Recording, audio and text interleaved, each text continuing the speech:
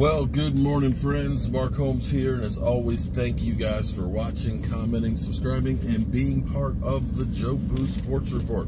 Without you guys, this literally does not work. I am on my way to my day job, headed out to Culpeper, Virginia, to work on this farmhouse that's got a lot of damage because of termites.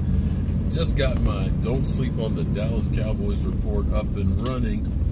And this news just comes in. Apparently, Zeke Elliott had told the Dallas Cowboys back in January, okay, some 8 months ago, that he would not be playing without a new deal. Now, Jerry Jones is confident that, he's not worried. I'm not worried about it at all. We're going to go ahead and get these deals and stuff done. We're just not going to go ahead and reset the market. So, here's where you start trying to put the pieces together. Because we'd heard rumors that Zeke Elliott wasn't going to show up for OTAs. And he showed up for OTAs and all the workouts and stuff. So that's where it might have been that the Dallas Cowboys thought, he's bluffing.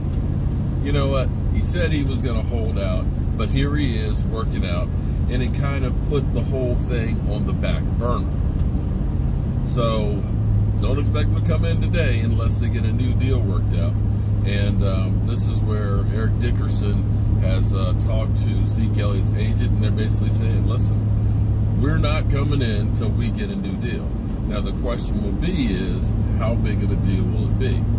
And unfortunately, the precedent has been set to the Dallas Cowboys that the only way you get their attention is by literally putting a gun to their head. And actually, that's not the right thing to say right now.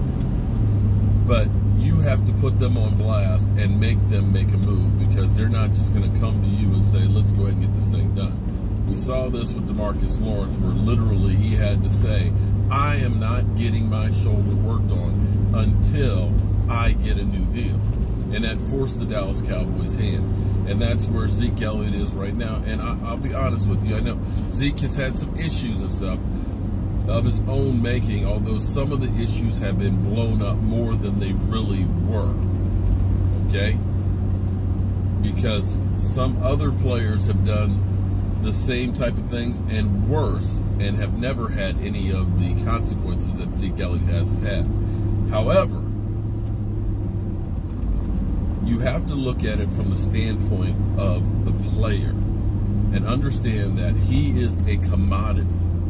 And right now, his commodity, his value is at the pinnacle of where it's going to be. 3 years, he has got more yards than anybody else in the NFL.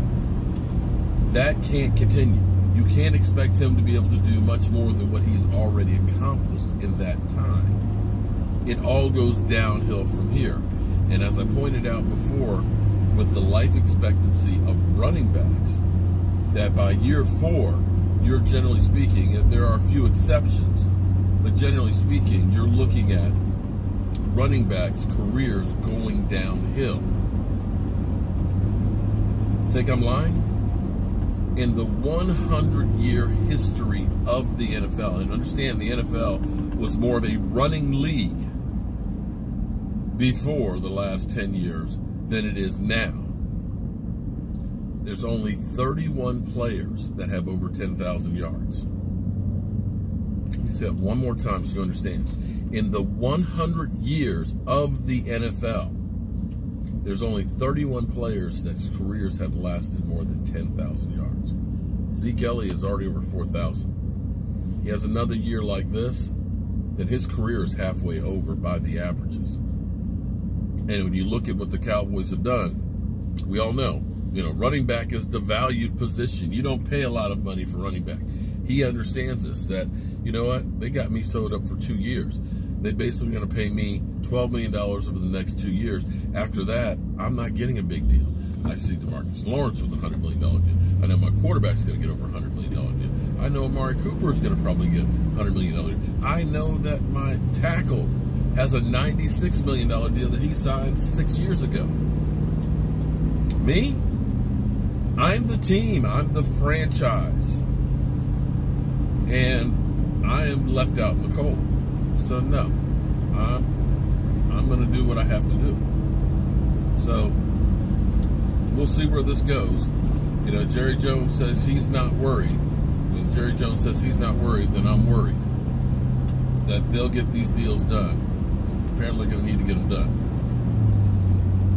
All right, guys. Unfortunately, out in Culpeper, I don't get a signal too well, so I'm going to be out of touch. But I'll see if I can upload there if there's more news that breaks.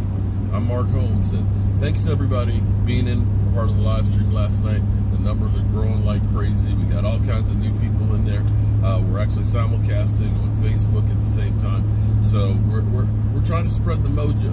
We're trying to also see if we can make a difference in the world, because Lord knows the world needs a difference. Hold on tight, guys. It's going to be a bumpy ride.